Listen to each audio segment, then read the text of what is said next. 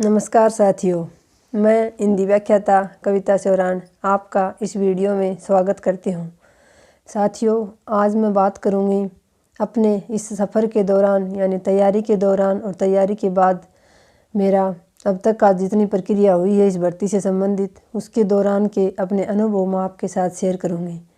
और अनुभव भी वो शेयर कर रही हूँ जिसमें मैंने महसूस किया है और वो बात बताऊंगी जो मेरे इष्ट देव ने मेरा साथ दिया है। यानी मैं उससे संबंधित आपसे बातें करूंगी कि मैं भगवान को मानती हूँ तो वो कितना मेरा साथ दे रहे हैं। इसके बारे में मैं आपसे पहले ये कह देना चाहती हूँ कि जो बात मैं बताऊंगी वो मेरा अपना मत है, मेरा अपना अनुभव है साथियों। किसी के ऊपर ये नहीं है कि आपके साथ भी ऐसा हो और आप भी ऐसा करो। मैं ऐसा कुछ नहीं कह रही, मैं सिर्फ अपना अनुभव बता रही हूँ। और रही बात साथियों विश्वास की, तो भगवान जो है वो मानने की चीज़ होती है साथियों, जानने की नहीं। आप उनको जानने की कोशिश करोगे तो कभी जान नहीं पाओगे, और मानोगे तो आपको पत्थर में भी भगवान नज़र आएगा। और नहीं मानते हो साथियों आप तो फिर मानने की बात तो ये है कि हम इंसान को इंसान भी नहीं मानते। तो साथियों बात यहाँ सिर्फ विश्वास की हो रही है, और मैं कितना विश्वास करती हूँ अपने इष्ट देव में और वो मेरे विश्वास पर कितना खरे उतरे हैं, इसी बारे में मैं आपसे बात करूँगी। साथियों, मैं बचपन से ही बजरंगबली को मानती आ रही हूँ। यानी मेरी माँ भक्त थी बजरंगबली की, तो वो हम देखते आ रहे थे बचपन से ही। जो बड़े हुए जितना हमें समझ आती गई उस हिसाब से हम भी बजरंगबली में ही विश्वास करते गए। साथियों, मैं हमेशा से ही उनमें विश्वास करती आई थी और अभी भी। अब तो साथियों मैं अपनी हर जो बात है, कोई और सुनने वाला है नहीं, तो मैं अपनी हर खुशी की हो चाहे दुख की बात हो अपने इष्ट देव के साथ ही शेयर करती हूँ साथियों। और वो मेरी बात सुनते भी हैं और मुझे सही राय मिलती भी है उनसे, मुझे रास्ता भी दिखाते हैं वो। लेकिन अगर बात करूँ तैयारी के दौरान, तो मैं हनुमान चालीसा का पाठ ज़रूर करती थी। रोज़ मैं मंदिर में नहीं जाती थी साथियों, और मैं ये भी नहीं कह रही कि मंदिर में जाने से भगवान मिल जाते हैं। भगवान तो हमारे मन में होते हैं। हाँ, वो हमारी श्रद्धा है। मंदिर में जाकर मुझे सुकून मिलता है। मैं दीपक जलाकर हनुमान चालीसा का पाठ कर लेती हूँ, मंदिर में साफ़ सफाई झाड़ू निकाल देती हूँ। बस वहाँ जाकर मेरे मन को सुकून मिलता है, शांति मिलती है वहाँ बैठकर, इसलिए मैं चली जाती हूँ। बाकी ये नहीं है कि आप मंदिर में जाओगे तो ही आप भगवान को मानोगे, तो ही आपको भगवान मिलेंगे। ऐसी कोई बात नहीं है साथियों। मानना तो आपके मन को है और भगवान आपके मन में है। तो आप बिना मंदिर में जाए भी उनको मान सकते हो, और वो अगर आप उनमें विश्वास रखते हो तो वो आपके विश्वास पर खरे भी उतरेंगे। जब से मैंने तैयारी शुरू की तो मैं हर मंगलवार को मंदिर में जाती थी। बाकी मैं हनुमान चालीसा का पाठ करती थी। जब भी मेरा मन विचलित होता था, जब भी मुझे कुछ अच्छा नहीं लगता था, तो मैं हनुमान चालीसा का पाठ करने लगती थी। या फिर मुझे ऐसा लगता था कि मेरे ऊपर कोई आफत है, यानी कोई ऐसी दुविधा है मेरे सामने, कोई मुश्किल आन पड़ी है, तो मैं हनुमान चालीसा का पाठ करती हूँ। हनुमान चालीसा का पाठ पूरा होते होते मुझे उससे निकलने का कोई रास्ता या फिर वो मुश्किल मेरे सामने से हट जाती है। ऐसा मैंने महसूस किया है, मेरे साथ हुआ है। और साथियों, जब पेपर देने के लिए मैं गई थी तो मेरा जीके का पेपर पहले अलग स्कूल में था और फिर हिंदी का सब्जेक्ट का पेपर अलग स्कूल में था। तो मैं लेट हो गई थी, स्कूल मुझे मिला नहीं था ढूंढते ढूंढते गलियों में। और 1 बजे एंट्री होनी थी, 2 बजे से पेपर शुरू था और 1 बजे तक हमें कहीं स्कूल नज़र नहीं आ रहा था। मैं बहुत घबरा गई थी साथियों, क्योंकि मेरे जीने मरने का सवाल था ये पेपर। मैंने बहुत तैयारी की थी, तो मैं बहुत घबरा गई थी, बहुत रोने लगी थी मैं। लेकिन फिर मैंने हनुमान चालीसा का पाठ शुरू किया, क्योंकि 1 बजे एंट्री होनी थी और 1 बजे तक हम गाड़ी में इधर उधर घूम ही रहे थे, कहीं स्कूल नज़र नहीं आई थी। और 1 बजे के बाद फिर अंदर जाने नहीं दे रहे थे। तो मैंने हनुमान चालीसा का पाठ शुरू किया, और वो पाठ पूरा होने से पहले हमें जहाँ घूम रहे थे इधर उधर जहाँ दिखाई नहीं दे रही थी उसी गली में हमें स्कूल मिल गई और मुझे एंट्री भी मिल गई। तो ये मेरा विश्वास है और मेरे साथ ऐसा होता है। उसके बाद साथियों एग्ज़ाम देने के बाद जब की आई, और तो ऐसा लगा कि हाँ, ऐसा विश्वास हो रहा था कि हाँ मेरा हो जाएगा इस बार। जय हिंद। बहुत इंतज़ार करवाया, पहले तो डबल का परिणाम आने में और फिर फाइनल का, और इंतज़ार तो साथियों अभी तक भी कर ही रहे हैं। पता नहीं हमारे धैर्य की कितनी और परीक्षा अभी बाकी है। लेकिन जब डबल का हमारा 14 जून को परिणाम आया था हिंदी का, तो साथियों मैं अपने नंबर 315 जोड़कर चल रही थी। कुछ आपत्ति वाले क्वेश्चन थे जिनको मैं जोड़ नहीं रही थी, ना ही मैंने प्लस में जोड़ा था ना ही उनको माइनस में। बाकी मेरे 315 बन रहे थे और डबल की मेरिट गई थी साथियों 308। तो उस दिन तो मैं बिल्कुल टूट गई थी। उस दिन 3rd ग्रेड का भी परिणाम आया था हमारे 1st ग्रेड के साथ ही, तो उसमें भी मेरा नहीं हुआ था और इसमें हुआ तो जैसे बिल्कुल किनारे पर जाकर हुआ, क्योंकि पिछली बार की जब मेरिट देखी थी मैंने तो वो 10 नंबर ऊपर गई थी, यानी डबल में और फाइनल परिणाम में 10 नंबर का अंतर आया था। तो मेरे तो इस बार 10 बन भी नहीं रहे थे, 7 ही नंबर अधिक बन रहे थे, क्योंकि मैं 315 जोड़कर चल रही थी। फिर साथियों उस दिन मैं बहुत दुखी हुई, बहुत रोई, रोते रोते ही मैं सो गई। मुझे कुछ भी ध्यान में नहीं था, लेकिन फिर रात को सपने में ही मुझे मेरे बाबा बजरंगी ने कहा, यानी मुझे साफ साफ सपने में खड़े दिखाई दिए। मैं रोते रोते मुझे नींद आ गई थी, तो उन्होंने पहले तो मुझे चुप होने का इशारा किया कि चुप हो जाओ। फिर उन्होंने इतना बोला कि तुम्हारा हो जाएगा, बस इतना बोल के वो अंतर ध्यान हो गए साथियों। मैं जब सुबह उठी तो मुझे बहुत आश्चर्य हुआ कि ये मेरे साथ क्या हुआ। मेरे बाबा बजरंगी ने मुझे रात को सपने में दर्शन दिए। मैंने सुबह उठते ही अपनी बहन को इस बारे में बताया, और किसी से तो कोई बात कहने का मतलब है नहीं, बस वही थी मेरे साथ एक जिसको मैं अपनी हर बात कह सकती हूँ।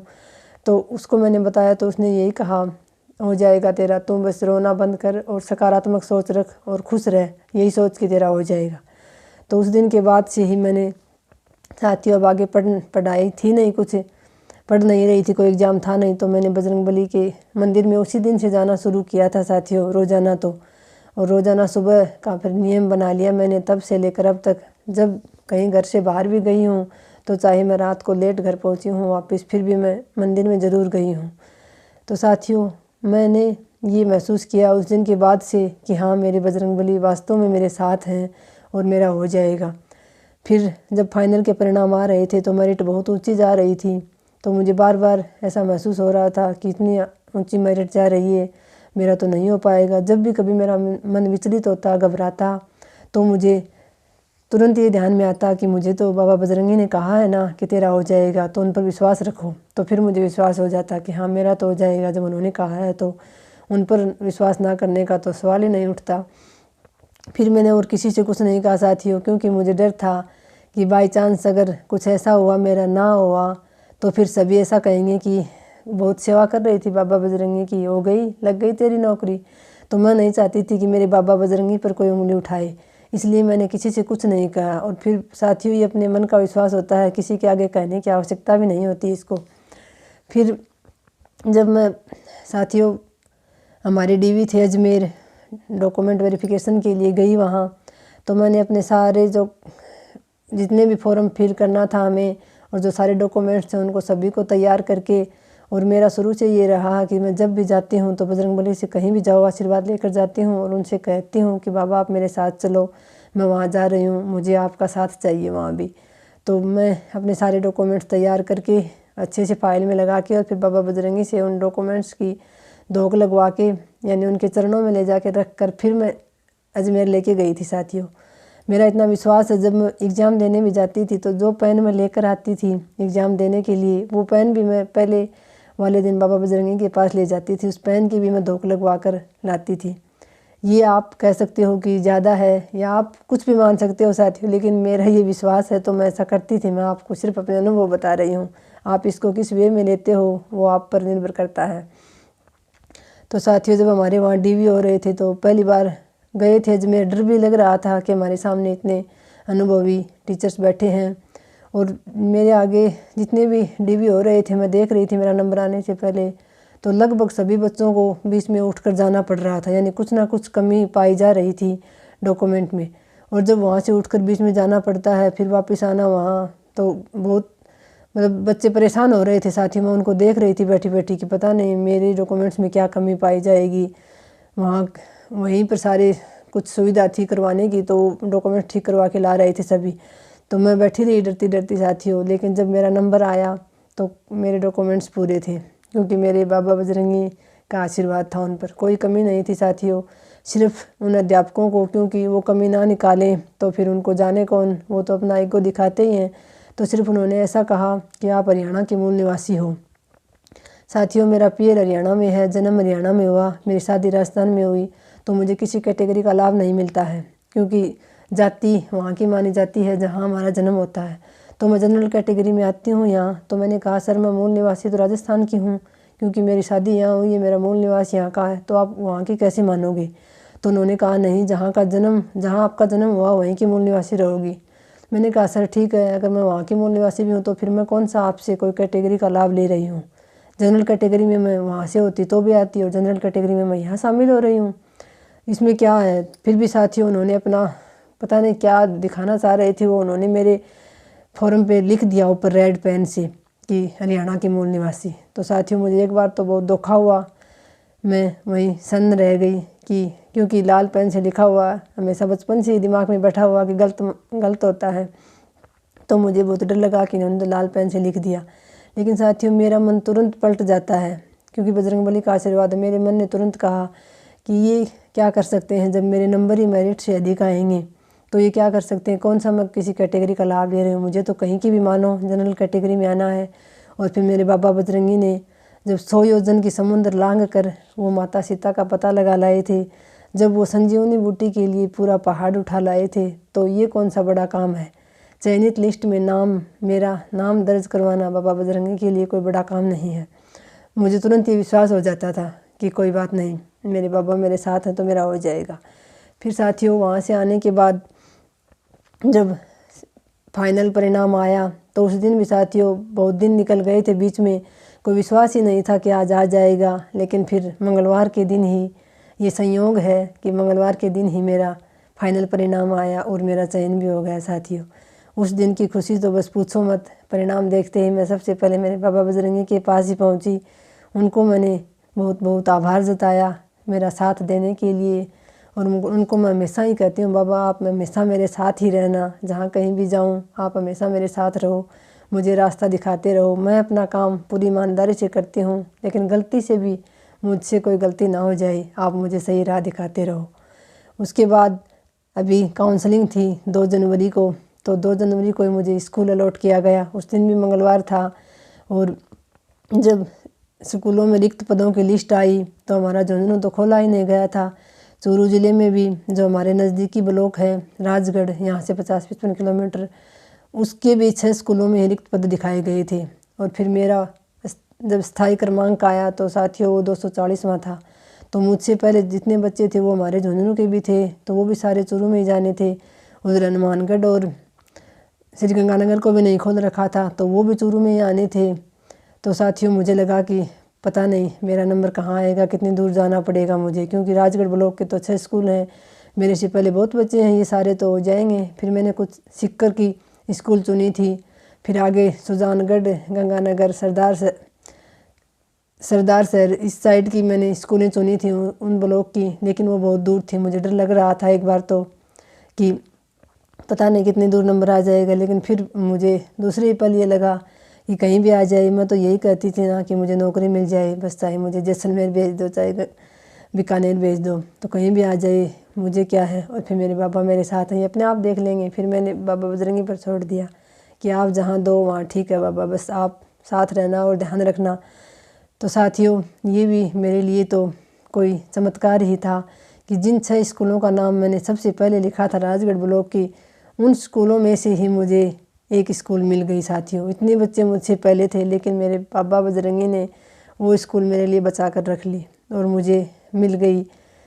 अब बिल्कुल घर पर तो कोई काम होता नहीं है साथियों, लेकिन इतना दूर भी नहीं है, वो 50-55 किलोमीटर दूर ही है मेरे घर से, तो यहाँ भी मुझे स्कूल भी अच्छी मिल गई। लेकिन अब भी हम इंतज़ार कर रहे हैं साथियों, पदस्थापन आदेश हमारे आ नहीं रहे।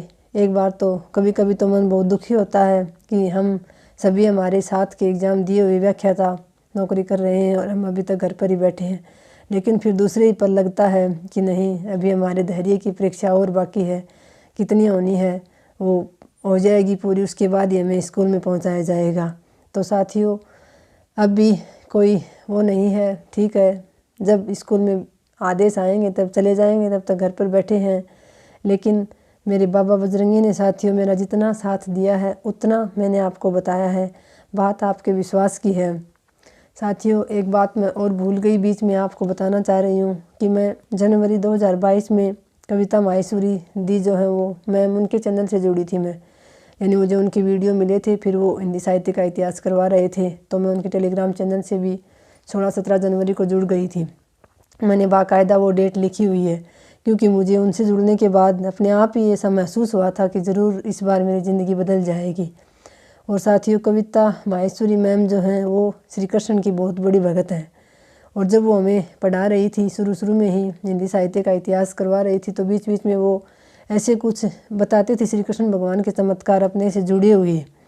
और उन्होंने तभी शायद लड्डू गोपाल जो भगवान होते हैं श्री कृष्ण का बाल रूप, उनकी शायद सेवा ली थी।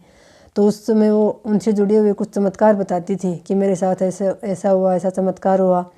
तो तब उनकी बातें सुनकर मुझे एक बार तो ऐसा लगा कि मैं भी इस बार श्री कृष्ण की शरण ले लूं, क्योंकि बजरंगबली की शरण तो मैं बचपन से ले रखी है, मैं अभी तक सफल नहीं हुई। लेकिन फिर साथियों, मेरा मन नहीं माना। मेरे मन ने कहा कि नहीं, भगवान हो, अध्यापक हो या कोई भी हो, हमें सिर्फ विश्वास एक पर ही करना चाहिए। और शायद मेरा सही समय नहीं आया है। तब मैंने बजरंगबली की शरण नहीं छोड़ी। बाकी साथियों, दुनिया में जितने भी नाम हैं, जितने भी नाम के देवता हैं, वो सभी हैं धरती पर, मैं सभी में विश्वास करती हूँ। लेकिन एक अलग होता है जो हमारे साथ होता है हमेशा, और वो मेरी बजरंगबली थी। तो मैंने वहाँ एक बार मेरे मन में हुआ था, लेकिन कुछ दिन बाद ही फिर अभी हमारा चयन होने के बाद बीच में एक बार कविता मैम का एक वीडियो आया था, जिसमें उन्होंने कहा था कि कोई भगवान हो या अध्यापक हो, आप किसी एक में ही विश्वास करो। तब मेरे ध्यान में आया कि हाँ, मैंने एक पर ही विश्वास रखा और वो विश्वास मेरा सफल भी हुआ। तो साथियों, आप जिस भी भगवान पर विश्वास कर रहे हो, चाहे वो शंकर भगवान हो सकते हैं, श्री कृष्ण भगवान हो सकते हैं, या फिर कोई और देवता, कोई देवी माँ भी हो सकती हैं, लेकिन जिसमें भी विश्वास करो उसमें अपना 100% करो साथियों। और उनके पर विश्वास को बनाए रखो, विश्वास को डगमगाने मत दो, और सबसे पहले खुद पर विश्वास करो। बात यहाँ सिर्फ विश्वास की होती है साथियों। और छोटी बड़ी मुसीबतें तो जीवन में आती ही रहती हैं, क्योंकि संघर्ष का नाम ही ज़िंदगी है। जब ज़िंदगी एक लय में चलने लगेगी तो भी आप बोर हो जाओगे, अगर आपको खुशी खुशी मिलती रहेगी तो। जब तक कोई बीच में कठिनाई या मुश्किल नहीं आती, तब तक जीने का भी मज़ा नहीं है साथियों। तो ज़रूर आज का वीडियो कुछ लंबा भी हो गया है, लेकिन मैं आपके साथ अपने अनुभव शेयर कर रही हूँ।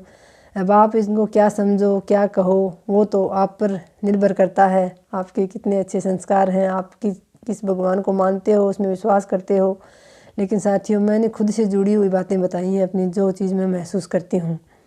और आप चाहे मंदिर में जाओ मत जाओ, अगर आप मन से सच्चे हो, आप किसी दूसरे के प्रति दुर्भावना नहीं रखते हो, तो आपके मन में भगवान है, वो आपका ज़रूर भला करेंगे। आप तो बस इंसान मात्र की ही सेवा करो। कभी किसी इंसान का बुरा मत चाहो, किसी के साथ किसी का दिल मत दुखाओ, क्योंकि हर मनुष्य के मन में भगवान का निवास होता है। तो किसी का गलती से भी किसी का दिल मत दुखाओ साथियों। अपने मन में हमेशा अच्छी भावना रखो, अपने खुद पर काम करो, दूसरे से मतलब मत रखो कि कौन क्या कर रहा है। खुद पर काम करो, अपनी ज़िंदगी को संवारने का काम करो, और बाकी सब के लिए मन में अच्छी भावना रखो। किसी की खुशी देखते हो तो उसमें ईर्ष्या होने की बजाय, जलन की बजाय खुश हो कि हाँ, उसके साथ ये अच्छा हो रहा है। अगर किसी के दुख देखते हो तो आपके मन में भी अगर कहीं दुख की अनुभूति होती है, तो ईश्वर ने आपको एक इंसान के रूप में जन्म दिया है। तो साथियों, बस इतना ही कहना चाह रही थी कि ये बात सिर्फ़ और सिर्फ विश्वास की है। मानते हो तो भगवान है, और नहीं मानते हो तो नहीं है साथियों। लेकिन मैं तो बस यही कहूँगी, चाहे आप भगवान को मानो या ना मानो, लेकिन इंसान को इंसान मानो। बस किसी इंसान का दिल मत दुखाओ, सबके प्रति अच्छी भावना रखो, हमेशा देने का भाव रखो, लेने का नहीं। क्योंकि देता वही है जिसके पास कुछ होता है, और हम कौन होते हैं देने वाले। जब हमें भी मिलता है कहीं से तो ही हम दे पाते हैं।